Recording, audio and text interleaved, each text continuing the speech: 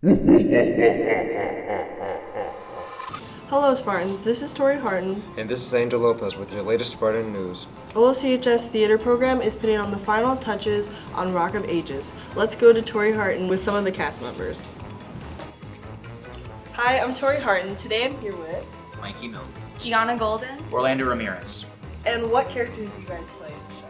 I play Lonnie Barnett. I play Constance Sack. I play Drew Bull. And Orlando, do you think you could give us a brief summary of what the musical is going to be about this year? For sure. So this musical is about a struggling rock star and wannabe actress, and it's a story about how the two of them sort of learn how to find their dreams, find what they truly want. Okay, sounds interesting. Gianna, where can I buy the tickets? You can buy these tickets on the OLCHS website.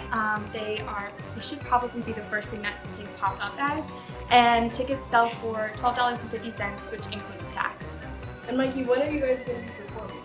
We open October 26th, and then we go to the 27th and 28th. Okay, thanks for letting me know. Thank you, Tori. The theater program shows the talent abundant among us the Spartans. Senior class are going to have a talent show to put their talents on display. Let's go on an interview with the senior class members. Hi, my name is Nadia Samra, and I'm here with... Amin Hamad, the senior class president. So I heard you're doing a talent show. Yes. Can you tell us a little about it? Yes. So the talent show will be Thursday, November 16th at 7 p.m. and tickets will be $5 and $7 at the door, and tickets will be sold the week of the talent show. Can you tell us what this talent show includes? Yes. So this year we have a very diverse group of performers, including Depka, singers, dancing, and instruments.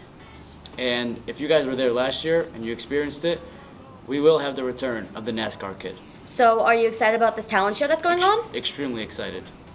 Well, thank you for the interview. Thank you for having me. Halloween is right around the corner. Mr. Kuchit is here to join us to talk about the exciting History of Chicago field trip. Hello, Mr. Kuchit.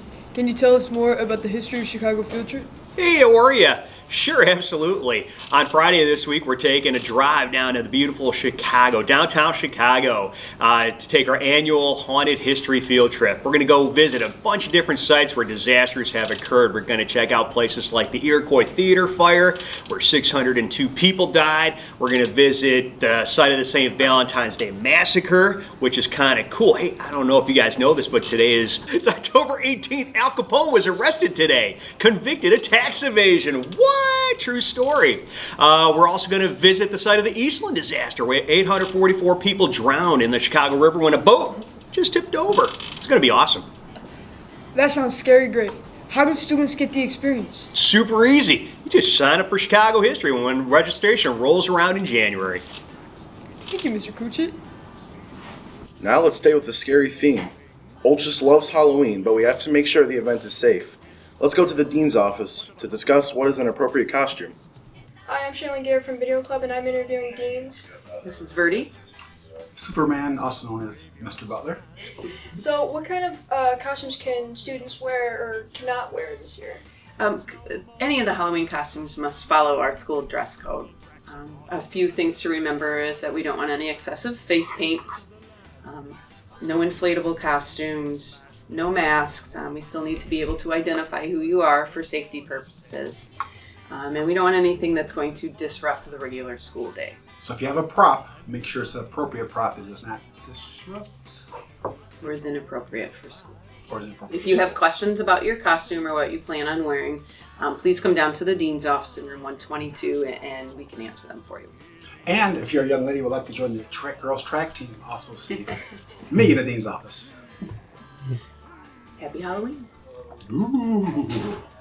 The leaves are changing and the fall season is coming to an end. Let's get the inside scoop on the upcoming winter season. Here's an interview with Tori and Mr. Cryan. Hello, I'm Khalil Debakrub and I'm here with Mr. Cryan. Since the approaching of winter season, what do you think students athletes should know?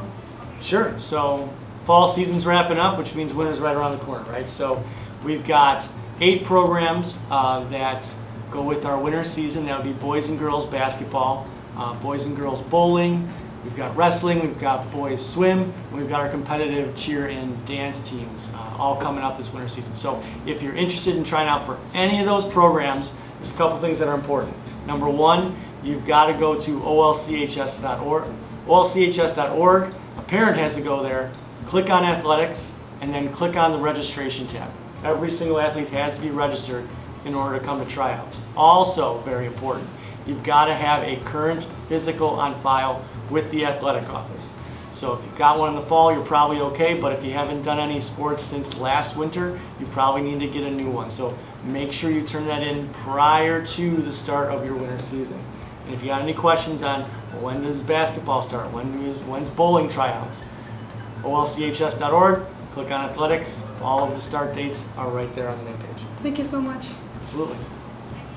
Thank you for that information, Tori. Here's some more winter season news. The boys bowling season will be hosting their tryouts on October 23rd and 24th after school. If you have any questions, see Coach Wallery in room 28 after school.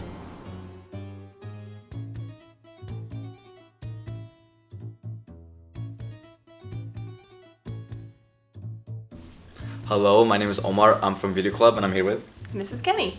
So Mrs. Kenny, what is the main difference between early decision and early action? So when applying to college, you hear both terms. Early action is just the you're actively applying early and you're going to get a response early. Early decision is you making a commitment saying, if I submit this application, I'm committing to going to this school if accepted. So before I ask the next question, do you think there's a correlation between those two ideas when applying for colleges? A lot of people, I think, apply early because they want an answer early. The important thing is to know whether or not it is a binding contract. Early decision often is. So you want to make sure that, undoubtedly you and your family, that you can afford it and that it's going to be a good fit for you, because it is a contract that's hard to get out of sometimes. Yeah. Since you mentioned the cost, when students are applying for their Common App, do you know how they can find the tuition and the cost for the application? Yes, every school is required to have what's called a net price calculator. So they'll post their tuition and fees if you're staying on campus, room and board, but then it'll ask the student to put in some information about themselves, usually things like GPA first and foremost. If you're going to submit your test scores, you can put that in there. The more information you put in, they will kind of give you back a number that says, based on your information, we think this is what you might pay. So, and every school is required to have one of those, so we encourage students to check that out before applying, because if you put that in and you find out, wow, this school is way more expensive, my family and I can't handle this, now you don't need to invest your time and your application fee money in applying there. That's great to hear. Back to the original question I asked about the early decision and the action. What do you think students should prioritize when applying for their college applications between those two? I always feel like the safer bet is to do early action where it's not binding. Just from the financial piece. Sometimes that can, put a lot of pressure on. If you just want to find out early and be able to, be done with your applications, move on with senior year fun and scholarship applications, that's the better route to go, I'd say. Do you think students should be scared of the consequences of maybe not choosing right, or maybe choosing too recklessly or too quickly before consulting with adults or other people who know? Well, I just think it's important to keep asking questions and make sure you know how you're applying and which way. But ask, that's what we're here for in the counseling office. So make sure you ask lots of questions. So you think students should prioritize more practicality over their gut instincts? They should do their research first and ask people who have years of experience about the topic before just heading with their guts and what they're passionate about? Yes, definitely. I mean, I know it's an exciting time, right? But the counselors go through a lot of research ourselves. We do a lot of reading, we do a lot of webinars and things like that to keep on top of what's new in admissions. And so coming and asking somebody who has that experience and is doing that type of research, I think, is better than just, hearing from a friend or a family member that went to college once. It's a little different. Yeah, I agree with that. I have one final question. How can a student earn merit? A merit scholarship? Yeah, merit scholarships. Totally based on your grades in your high school performance. Most often it is correlated with GPA.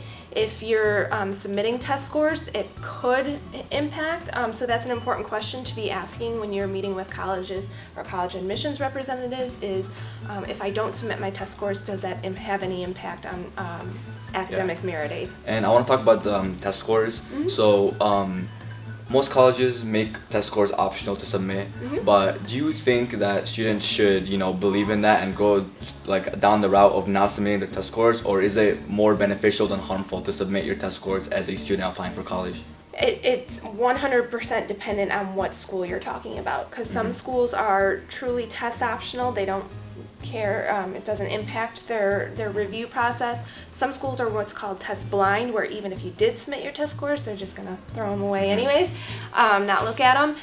But there are some schools that are test optional with certain limitations, meaning like we're test optional except for if you're applying to this major, or we're test optional could have impact on merit aid, right? Yeah. So that's why it's really, really important to have conversations with the admissions representatives, whether it's at a visit here, a college fair somewhere, ask their opinion about that, or ask what their school's test optional policy is, so you're very clear when you're applying what would be the most beneficial for you.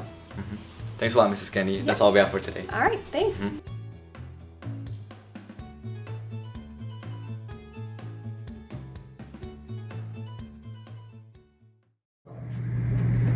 Excuse me, do you know what time it is? Why, yes, I do. It's Welcome, Spartans, to the 2023 Fall Fishing Team Recap. I'm Ivan. I am a member of the Spartan Fishing Team. This season, we started off with a trip to Pleasure Lake and Palos Hills. Our crew, Deanna Jackson, Chris Leica, Tristan Bukowski, Andressa Soderes, Elena Amla, Nisa Torres, Cameron Clark, Jocelyn Hurtado, and Kate Berg all caught some great fish. Next, the team headed to Braidwood Lake, where Cameron Clark caught the most fish and Ernesto Salinas jacked some giant bass. Philip Tipperardo and Shawnee Jacobs also fished hard. Ernesto Salinas caught the biggest bass of the day with this beautiful smallmouth. We also tried our luck at the beautiful Shabana Lake near Rockford, Illinois. The team enjoyed spending time with family, friends, and teammates. We all had a great time, but the best part was our team lunch. If you're interested in joining the fishing team, see Coach Kuchit in room 372 for more information.